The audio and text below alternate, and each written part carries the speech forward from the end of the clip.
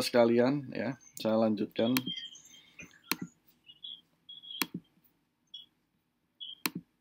Oke, tadi sampai sini ya, izin Bapak Ibu sekalian ya. Baik, terkait dengan perjanjian kerja, tadi saya sampaikan harus dibuat tertulis ya. Nah, tertulis ini memang ada huruf A sampai I sebagaimana Bapak Ibu sekalian bisa lihat. Nah, A sampai I ini kalau tidak ada salah satu dari poin dari A sampai I ini, nah maka itu bisa menimbulkan potensi munculnya perselisihan hubungan industrial. Nah, jadi ini memang harus benar-benar dipahami, baik Bapak Ibu yang saat ini bertindak sebagai pemberi kerja atau sebagai pekerja. Nah, ini harus benar-benar dilihat. Jangan sampai A sampai I ini minimal ada yang terlewat, ya, karena nanti akan berdampak di kemudian hari. Nah, selanjutnya apa itu PKWT? Nah, ini PKWT ini saya ambil dari pasal 1 angka 1 Kemenaker Kep 100 garing Men garing 6 Romawi 2004 dan pasal 1 angka 10 PP 35 2021. Nah, dua-duanya pemahamannya sama ya, definisi yang dituliskan dalam aturan itu sama ya. Jadi saya pikir ini tidak terlalu isu karena ini adalah definisi. Saya lanjut. Nah, kemudian syarat PKWT. Nah, ini adalah syarat PKWT. Nah, yang pertama harus dibuat tertulis ya. Jadi jelas PKWT harus dibuat tertulis. Kalau tidak dibuat tertulis maka bertentangan dengan aturan hukum, maka bisa dibatalkan seperti itu. Nah, bahkan kalau PKWT yang tidak dibuat tertulis itu pada beberapa kasus pegawainya bisa melakukan gugatan dan berkonversi kepada PKWTT. Nah, itu konsekuensinya. Nah, kemudian yang kedua menggunakan bahasa Indonesia ya, karena kita berada di negara Indonesia ya pasti ini menggunakan bahasa Indonesia. Kalau pada bahasa asing bagaimana? Tetap ada dua bahasa, salah satunya harus ada Indonesia. Dan kemudian kalau ada dispute atau ada perselisihan, maka yang menjadi acuan adalah yang memakai bahasa Indonesia, bukan bahasa asingnya. Nah, kemudian PKWT tidak boleh mensyaratkan adanya masa percobaan. Nah, ini jelas ya.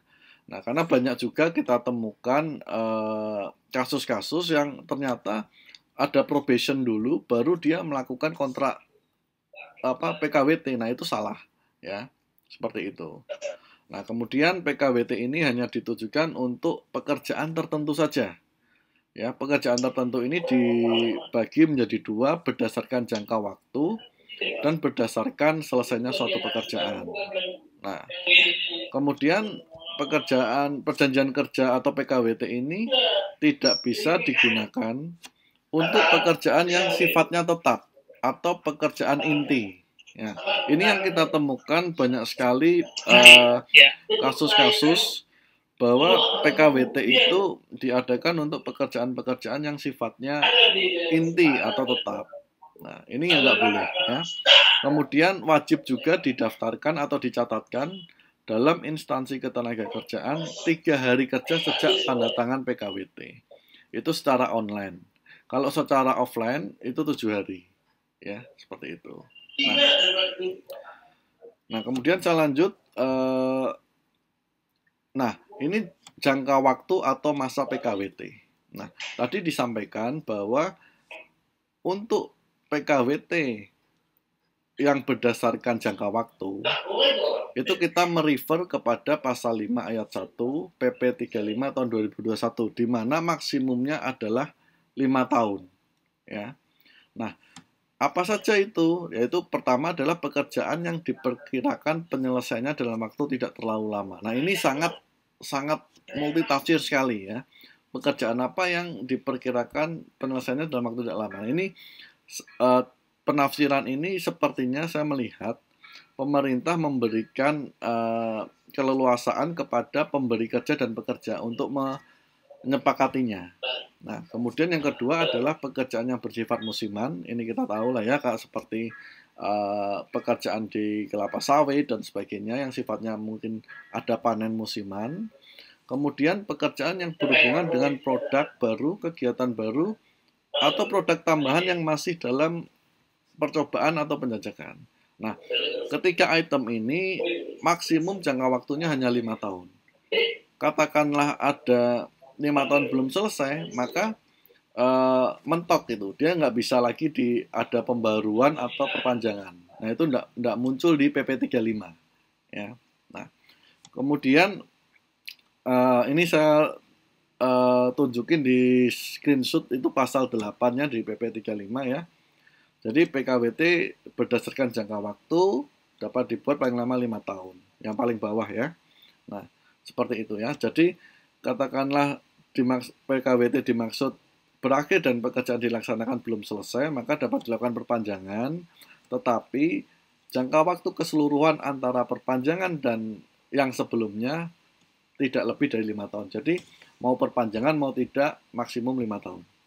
Nah, kemudian pekerjaannya selesainya suatu pekerjaan tertentu. Jadi masa PKWT dari dua ya. Tadi untuk pekerjaan tertentu, yang kedua adalah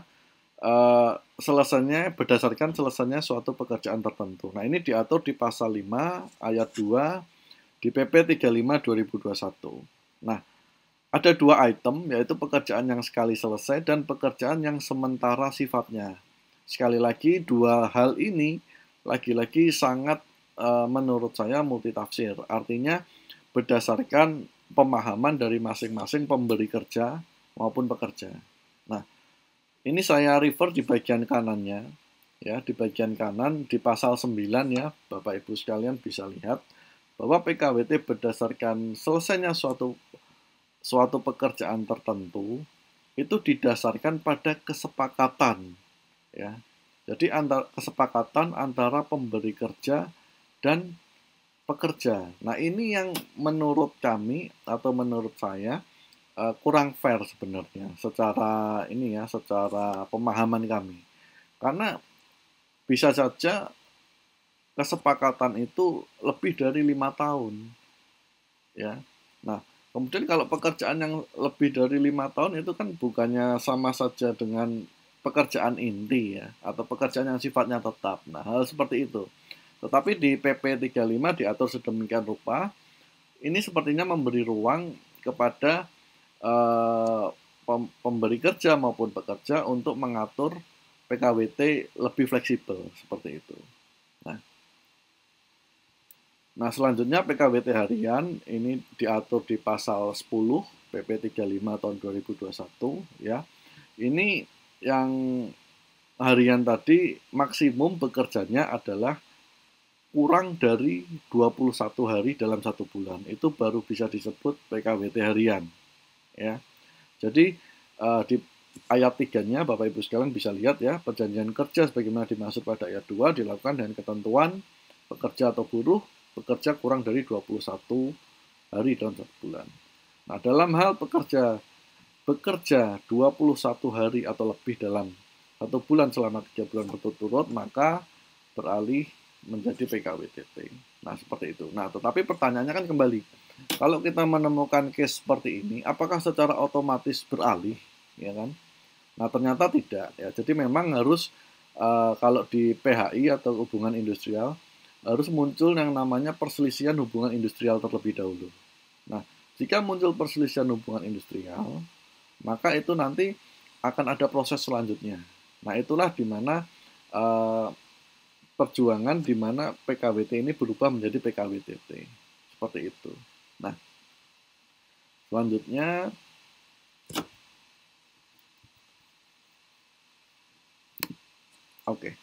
berakhirnya PKWT. Nah, berakhirnya PKWT ini kita sama-sama tahu ya, diatur di pasal 61 ayat 1 Undang-Undang Ketenagakerjaan ya 13 2003 sebagaimana diubah oleh Undang-Undang Cipta Kerja nomor 11 tahun 2020. Nah, ada 5 syaratnya, yang awalnya 4 menjadi 5. Yang pertama, pekerja meninggal dunia. Nah, ini pasti ya, kita nggak perlu perdebatkan kalau yang ini.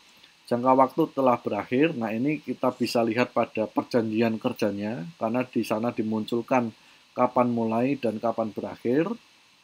Kemudian, selesainya suatu pekerjaan tertentu. Jadi bisa jadi perjanjiannya dari tanggal 1 Januari sampai 31 Desember, tapi ternyata pekerjaannya sudah selesai di Oktober. Nah, itu juga bisa disebut berakhirnya PKWT. Kemudian adanya putusan pengadilan yang berkekuatan hukum tetap atau BHT. Kemudian yang E, adanya keadaan atau kejadian yang dicantumkan dalam PP, PK atau PKP yang menyebabkan berakhirnya hubungan kerja. Nah, kemudian di Undang-Undang 13 2003 yang diubah oleh Undang-Undang Cipta Kerja itu ditambahkan satu pasal, yaitu pasal 61A ayat 1. Nah, itu berbunyi bahwa PKWT yang berakhir karena pasal 61 ayat 1 huruf B dan C, ya jadi hanya huruf B dan C ya, yaitu yang jangka waktu kerja berakhir dan selesainya pekerjaan tertentu, maka pengusaha wajib memberikan uang kompensasi ke pekerja. Ya. Jadi uang kompensasi itu hanya bersyarat jika PKWT berakhir di huruf B dan C. Nah, ini yang kadang di lapangan berbagai penafsiran muncul. Ada yang mengeneralisir bahwa kalau PKWT selesai, apapun reasonnya, apapun alasannya, itu pasti dapat kompensasi. Nah, tetapi di undang-undangnya bunyinya hanya untuk yang alasan B dan C. Nah, tetapi di PP-nya, PP 35 itu berbeda. Nah, ini yang kadang membingungkan kita di lapangan ya, ketika muncul polemik atau perselisihan seperti ini. Nah, mengenai kompensasi ya, kompensasi ini di PP 35 lanjutan dari tadi ya, diatur di pasal 15 sampai pasal 17 ya. Kemudian dibayarkan di akhir masa PKWT ya. Kemudian minimal pekerja yang mendapatkan kompensasi harus bekerja minimal atau memiliki masa kerja 1 bulan ya. Kemudian untuk PKWT yang bekerja 12 bulan berturut-turut, maka dia mendapatkan kompensasi sebesar 1 bulan upah. Tetapi kalau yang kurang dari 12 bulan, itu mendapatkan secara proporsional. Nah, proporsionalnya adalah perhitungan berdasarkan bulan. Jadi kalau katakanlah kontraknya 12 bulan, tapi selesainya katakanlah di bulan ke-10, maka perhitungan kompensasinya adalah 10 per 12 dikalikan 1 bulan upahnya berapa. Seperti itu. Ya. Nah, kemudian dalam hal salah satu pihak mengakhiri hubungan kerja sebelum berakhirnya jangka waktu yang ditetapkan, maka pengusaha memberikan uang kompensasi sebagaimana pasal 15 ayat 1 yang besarnya berdasarkan jangka waktu PKWT yang telah dilaksanakan. Ya, tadi ini yang proporsional, ya. Nah, recording in progress.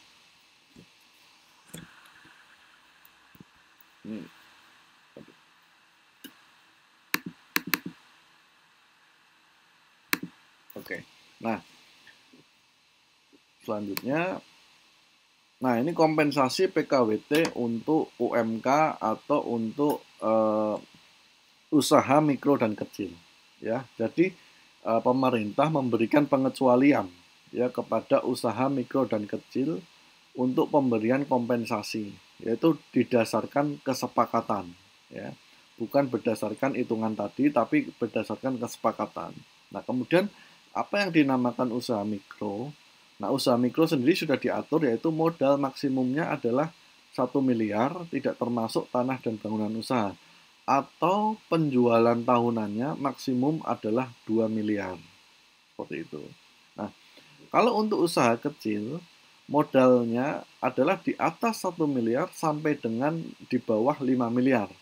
Tidak termasuk tanah dan bangunan untuk usaha, atau penjualan tahunannya antara 2 miliar sampai dengan 15 miliar. Nah, itu adalah kriteria usaha kecil. Nah, jadi kalau Bapak Ibu masuk dalam kriteria usaha mikro atau usaha kecil, maka ketika memberikan kompensasi PKWT boleh berdasarkan kesepakatan antara pemberi kerja dan pekerja. Seperti itu, ya. Nah, selanjutnya ini saya ambil dari beberapa putusan Mahkamah Konstitusi ya. Jadi kita tahu lah ya kemarin ada putusan MK terkait uji formil Undang-Undang Cipta Kerja ya. Undang-Undang Cipta Kerja yang menyatakan bahwa Undang-Undang Cipta Kerja diperlukan perbaikan ya selama 2 tahun, dan itu sifatnya kalau tidak dilakukan perbaikan maka akan menjadi inkonstitusional permanen.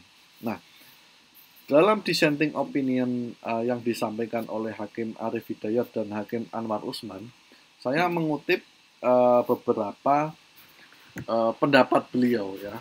Nah, tapi putusan yang saya ambil adalah putusan yang berbeda, karena Undang-Undang Cipta Kerja itu ketika kami cek di Mahkamah Konstitusi ada sangat banyak sekali uji formil dan material yang diajukan terhadap undang-undang ini. Sehingga kalau Bapak Ibu buka cek atau buka website Mahkamah Konstitusi, kemudian Bapak Ibu coba ketikkan Undang-Undang Cipta Kerja, nah itu akan cukup banyak putusan-putusan dari Mahkamah Konstitusi. Nah, salah satunya adalah putusan MK nomor 103 garing PUU strip Romawi 18 garing 2020. Nah, ini pendapatnya cukup bagus ya, jadi terkait dengan PKWT.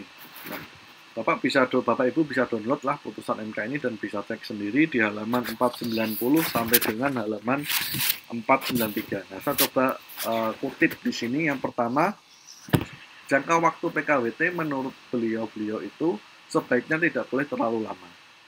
Ya. Yang kedua, suatu pekerjaan yang termasuk kategori PKWT ditentukan jangka waktunya paling lama 2 tahun 6 bulan. Nah, ini ada di dissenting opinion tersebut. Ya, jadi saya nggak pakai pendapat sendiri, tapi memang mengutip dari putusan MK tersebut dan dissenting opinionnya. Ya.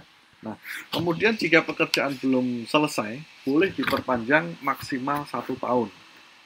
Ya.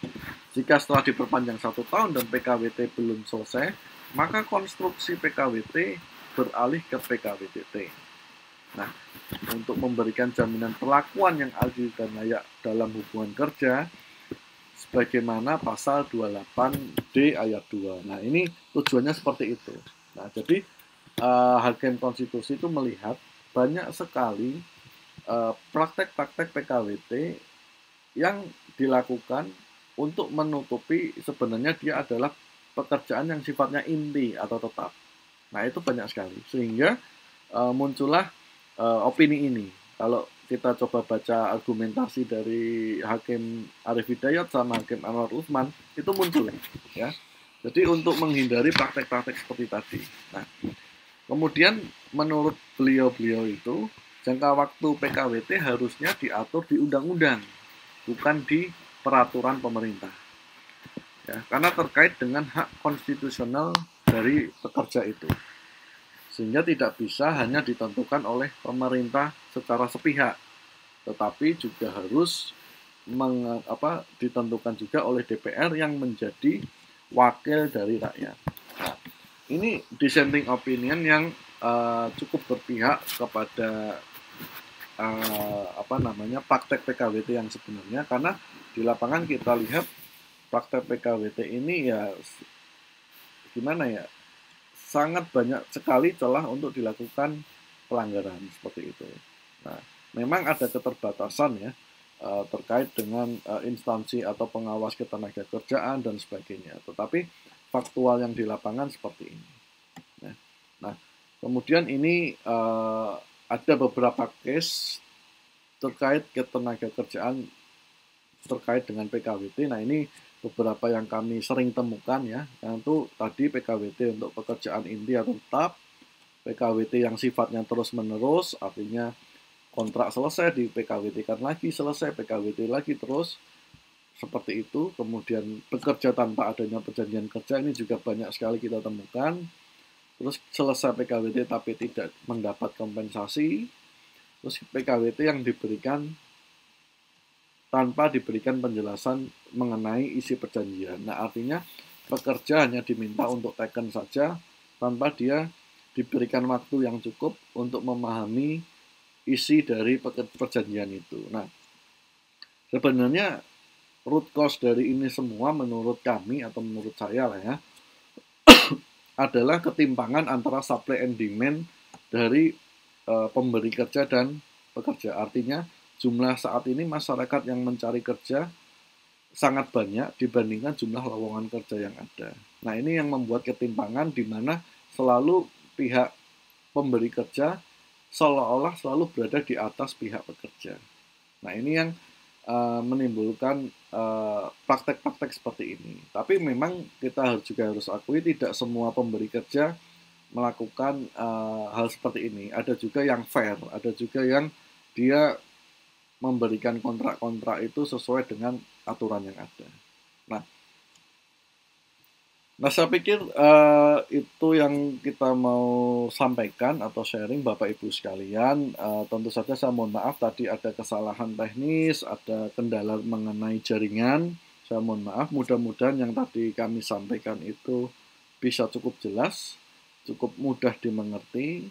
Nah, saya terima kasih sudah diberikan kesempatan Bu Putri untuk menyampaikan hal tersebut. Nah, selanjutnya kita mungkin masuk di sesi tanya jawab ya Bu Putri ya. Silahkan tanya jawab atau sharing juga nggak apa-apa.